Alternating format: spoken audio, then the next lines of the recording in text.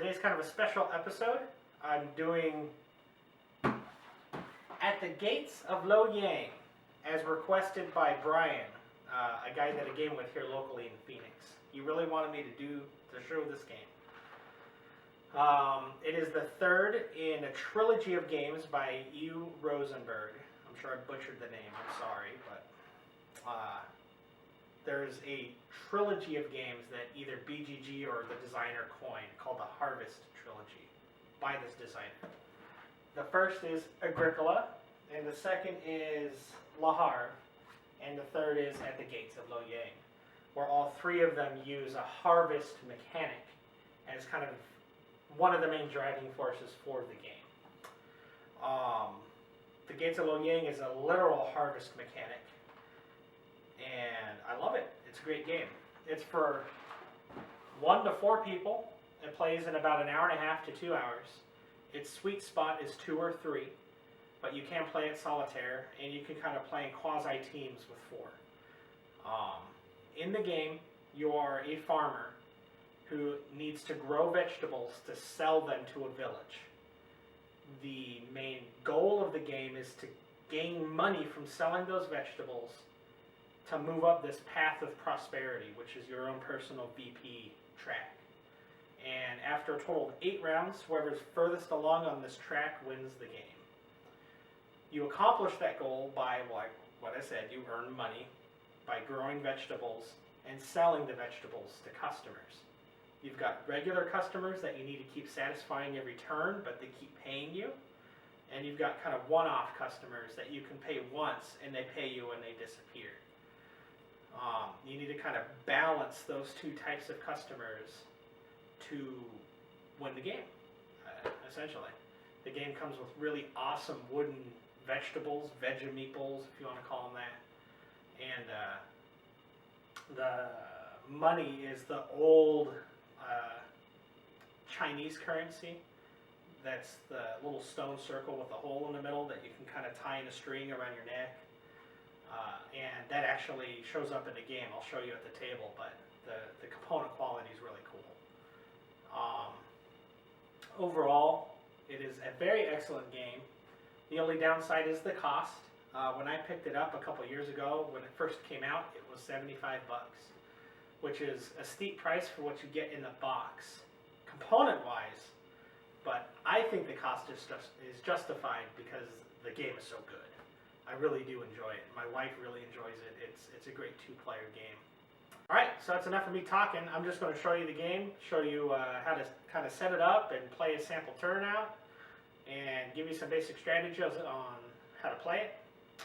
And that's it. I'm excited to show you the game, so let's go to the table. Come on, let's go, let's go, let's go.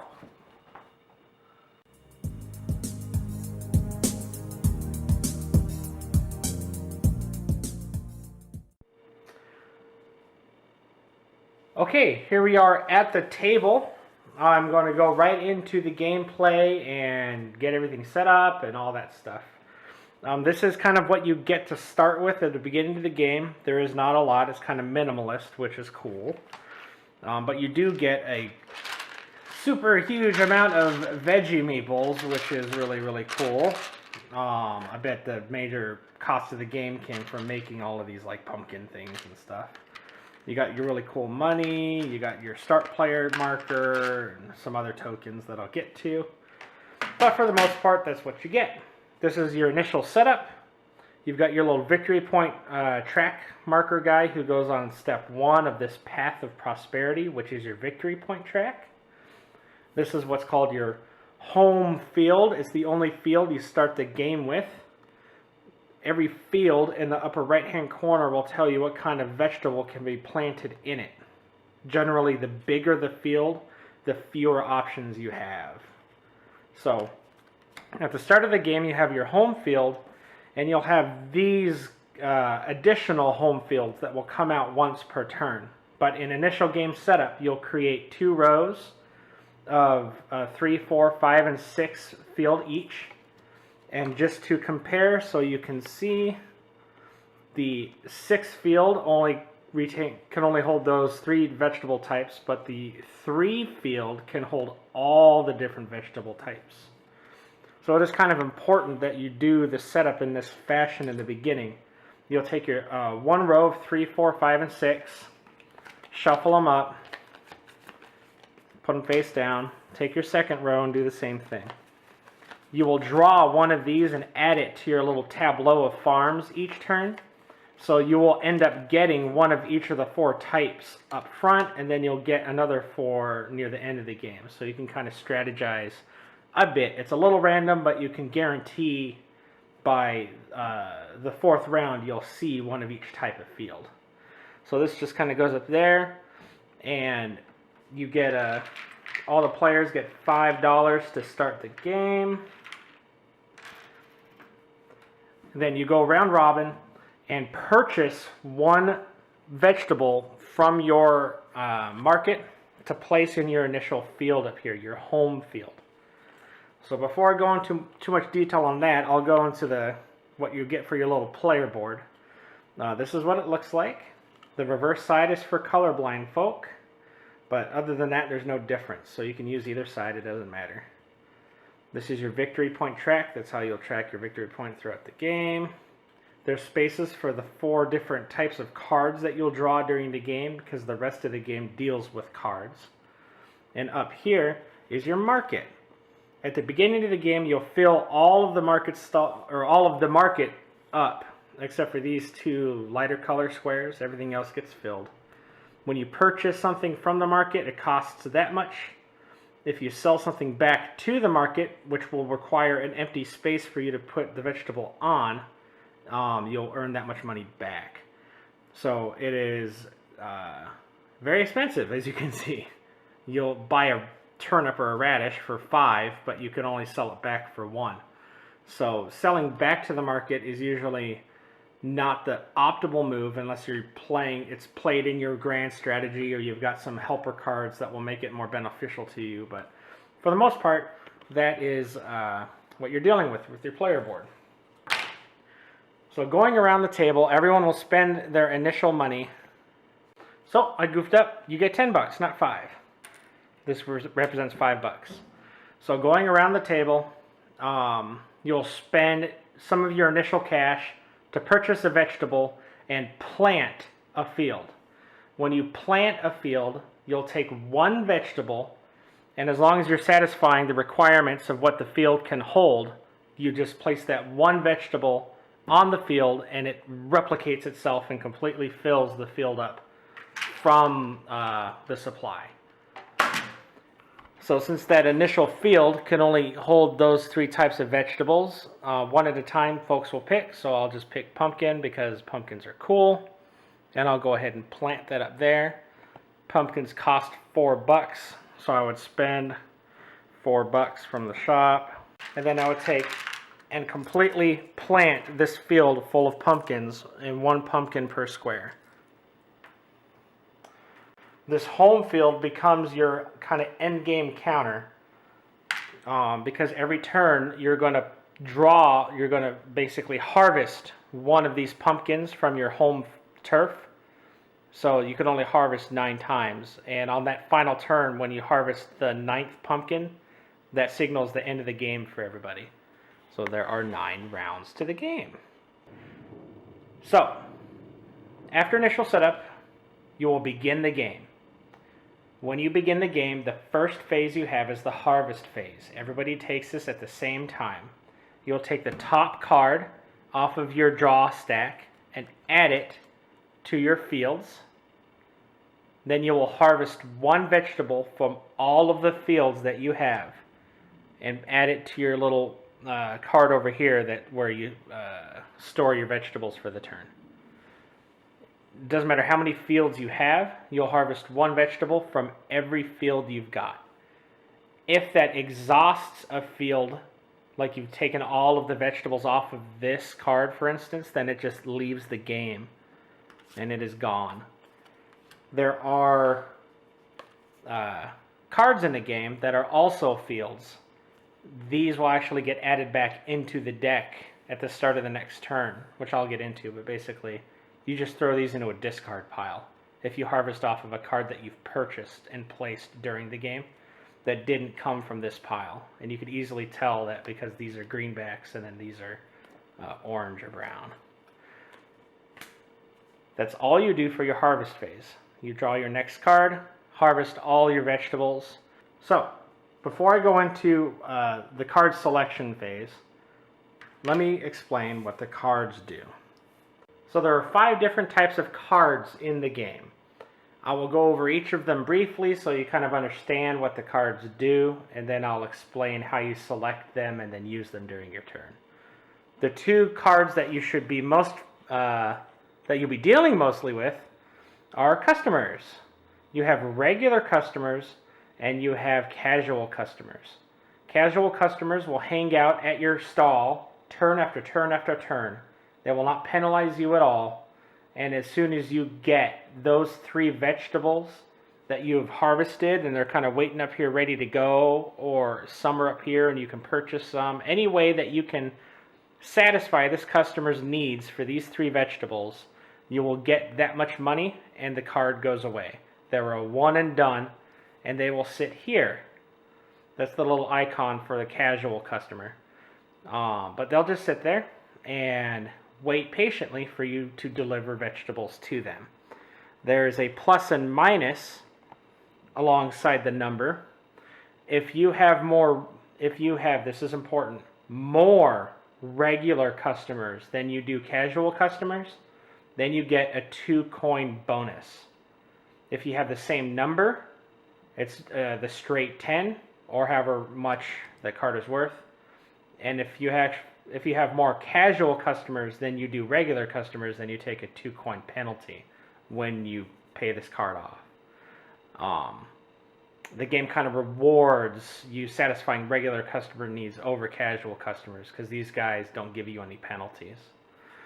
In contrast, these are regular customers, and when you place one to your board, you have to add a little customer satisfaction token to the board.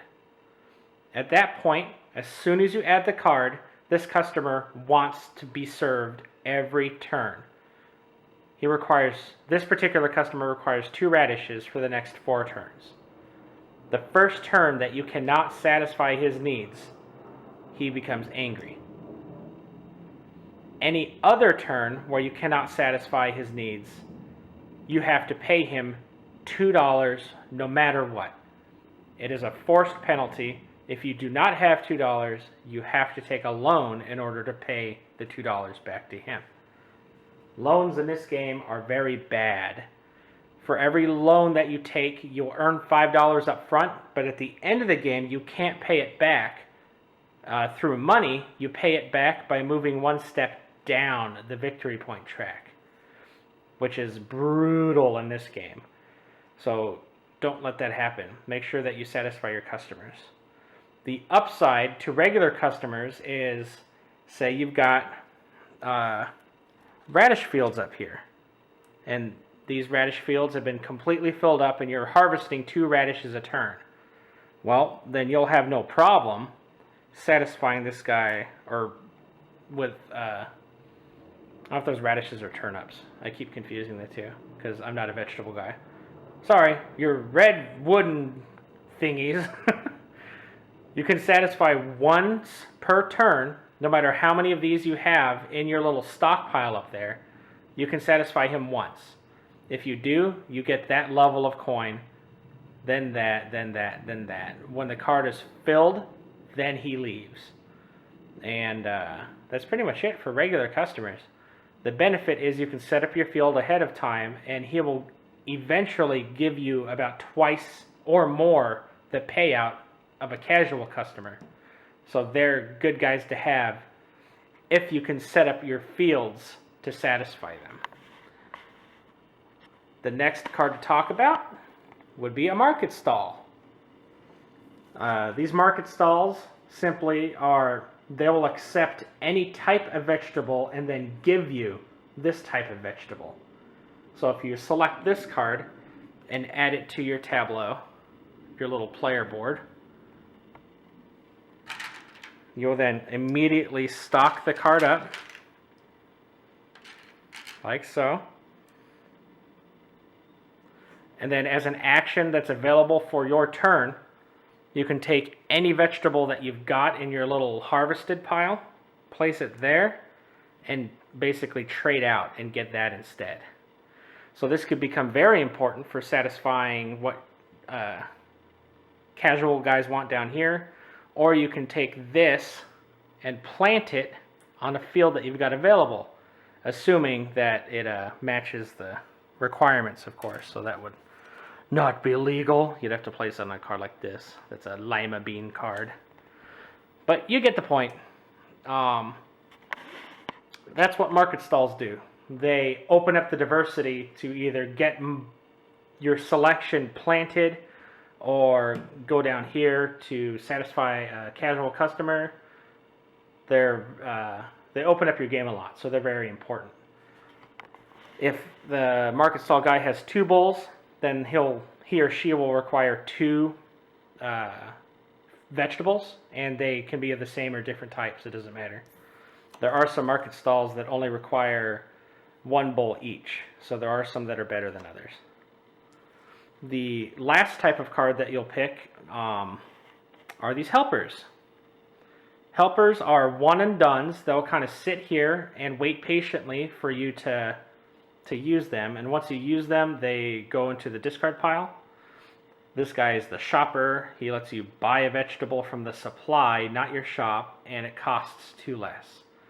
Obviously, you can see the great benefit of this. If you want something that costs 5, then you can only spend 3, and it doesn't take it from your shop. You just buy it directly from the supply. There's a bunch of helpers in the game, and they all do different things. And helpers can actually attack other people. So you can steal from their market stalls or harvest from their fields. This is where the game really opens up, is when to play your helper cards to help you win. So those, oh, and of course, you also have extra fields. Right when you get the card and play it, you have to pay 2 coin. Again, if you don't have enough coin, you've got to take a loan if you selected this card. But this basically just gives you more fields to plant stuff in, which is obviously very important. The more vegetables you harvest a turn, the better off your odds are of completing whatever goal you're trying to achieve. Those are the cards that you can pick. So going back to how you play the game, the first step of each turn is to harvest. You draw a card and you harvest 1 vegetable from each of the cards to your little storage bin there. Then, from the little draw pile here, all players get 4 cards. And from those 4 cards, you will look them over and you'll decide on what you need to do. The first player is required to take one of the cards and add it to what they call the courtyard, or which is essentially kind of an open playing area that is an open market for everybody else. After the first player has played a card down, then the next player gets to go, and they have a choice to make. They can either take 1 card from the courtyard and 1 card from their hand and select those 2 cards to be the cards they pick for the turn. Or, if they want better options than what's available in the courtyard, then they can play 1 card to the courtyard. And it comes back to you. And then it's your choice, or if there's 3 or 4 players, it goes around and it eventually comes back to you. So, you basically have 1 of 2 choices on your turn when you're selecting cards. And this is where the game gets really tricky. In order to end your card selection, you have to take a card from the courtyard and 1 card from your hand. The rest of your cards go into the courtyard for other players. So say I took these 2 cards, this one was for my hand, this one was for my courtyard, then the other player would have to go. If they are the last player left, then they have to take a card from here and 1 from their hand, and the rest go into a discard. At the beginning of each of these phases, all the cards that are in the discard get shuffled together. So the cards that are passed on will actually be in a chance to be in every hand. But there are a lot of cards, so that might not happen. The main gimmick of why the game does this is, say you have 4 cards in your hand that you absolutely really want. Well, you're going to have to put one of them into the courtyard and hope it gets back to you. So you could take the one card you really wanted in your hand and the other card that you put out here and hope that nobody else took, so then you can take it. So it's a very interesting mechanic, but that's basically it. That's how the drafting system works for this game. As soon as you have done that, the first person to select their 2 cards gets the start player marker, which means they get to go first for the action phase, and then they get to go first for the next card phase. But whatever cards you get, say I got these 2 cards, you immediately add them to your board, and then you wait for your turn to start. When your turn starts, there's a whole bunch of things that you can do, any number of actions that you can take. You can do actions repeated if you wish, but it's basically, you're limited by how much money you have and how many vegetables you have, kind of deal. So your turn's eventually going to end. All of the actions that you can do, running down through them really quick, they all kind of come naturally, is if you have a vegetable here, then you can plant it in a field. That's called sowing. As long as you meet the card criteria, you'll just place 1 vegetable on the field and the rest of the spaces fill up from supply. That's an action that you can take. You can buy a vegetable from a shop by paying the money, and it just goes up here. Likewise, you can take a vegetable from here and sell it to the shop and get money for it. You can use the market stalls. You can use or just get rid of helpers. You can deliver to regular customers. You can deliver to casual customers. Or you can buy what's called a 2-pack. And that's one of the most confusing things for your actions. Everything for your turn you can do multiples of, except buying a 2-pack.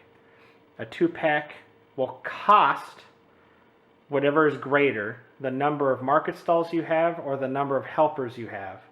So I would spend 1 coin for a 2-pack. If I didn't have anything over there, then it would be free. But essentially a 2-pack is you get to draw 2 cards off the top of the deck, and you can choose to keep both, 1, or none of the cards. If you pick none, they both go to discard. If you pick 1, then immediately just gets added.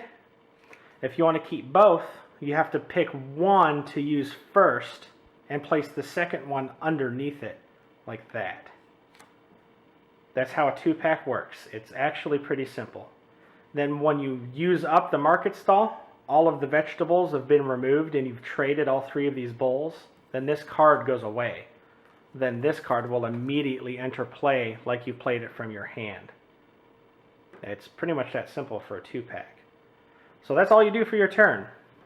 You sow fields, you buy and sell to the market, and you basically play with your 4 card categories down here to earn as much money as you want. You'll symbolize that your turn is over by moving up the prosperity track. That's how you signal that your turn is over. You have to pay 1 coin to move up 1 step, regardless of where you are. So if I'm on 12, I pay 1 coin to end my turn, and I go up to 13. At this point, I've got 2 options. One is, as a one-time thing, I can spend 2 coin and upgrade my little storehouse from 1 to 4. At the end of the turn, any vegetables that I have over 1 are actually gone from the game. So if you're harvesting too many vegetables for a single turn, then you'll want to upgrade your warehouse so you can store more vegetables and have bigger turns later. But the main point of the game is to spend money to move up further steps on the path. So say I spent my 1 coin, go from 12 to 13. If I have 14 coins, then I can move up to 14. You pay the amount of the step you're going to. So the game becomes very interesting because obviously your money will snowball. Your income generated gets greater when you have more fields. So at the beginning of the game, you'll pay a coin to go up to 2, and you might just barely have 3 coins.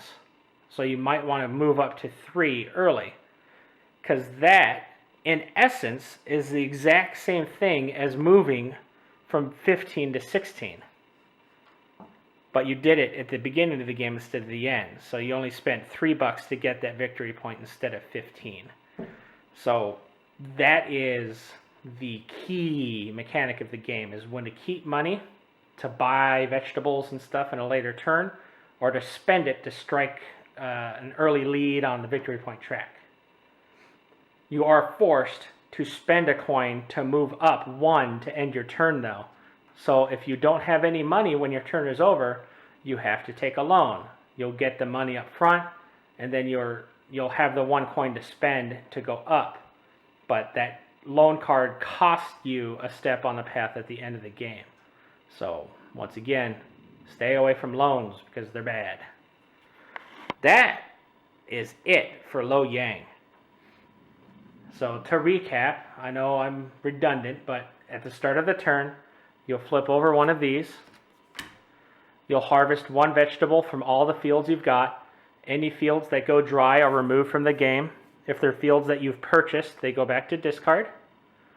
So you'll have your little storehouse completely filled with all your vegetables.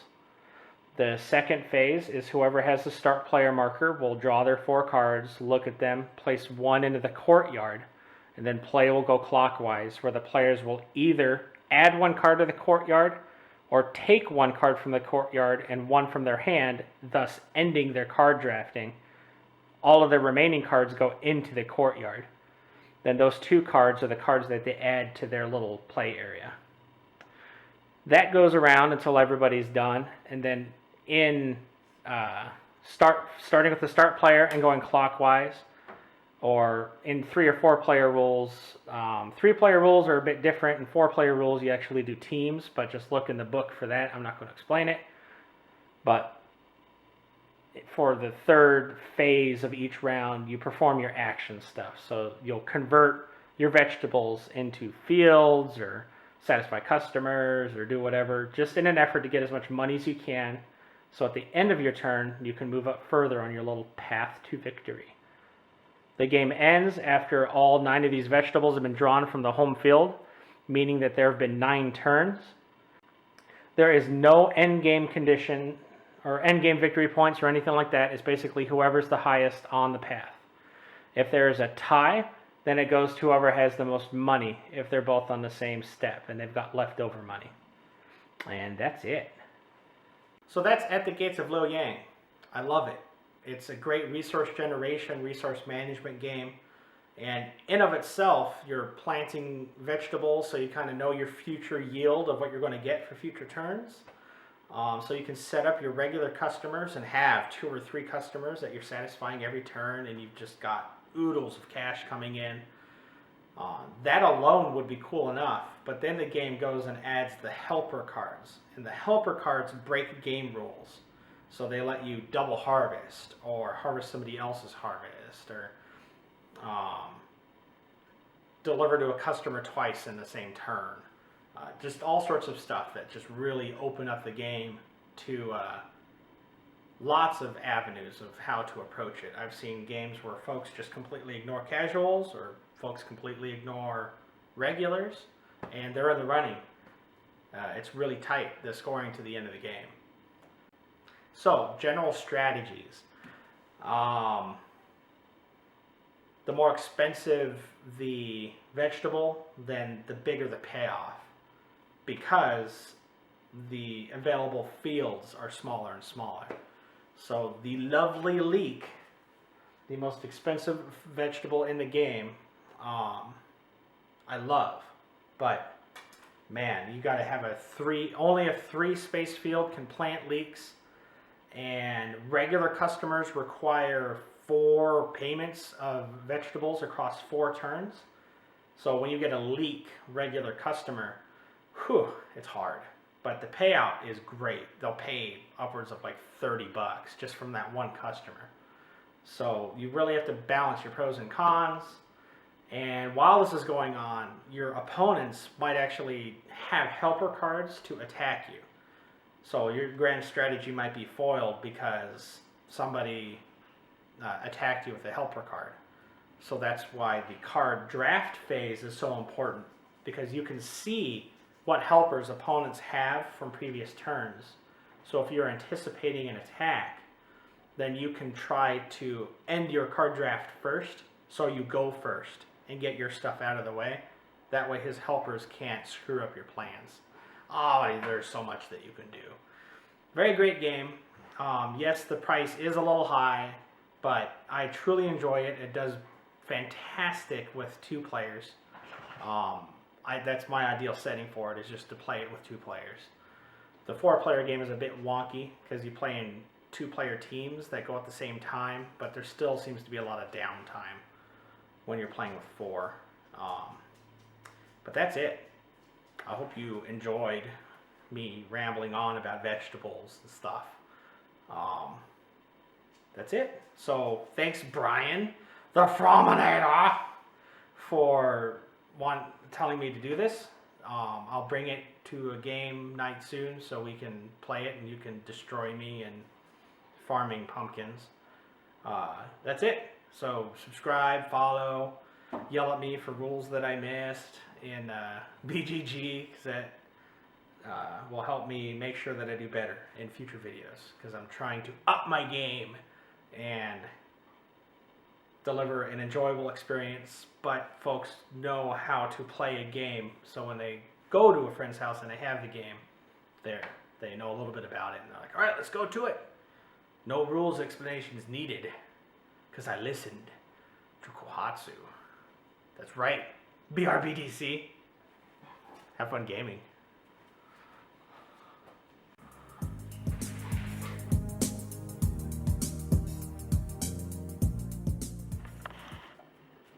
I'm gonna make this black here.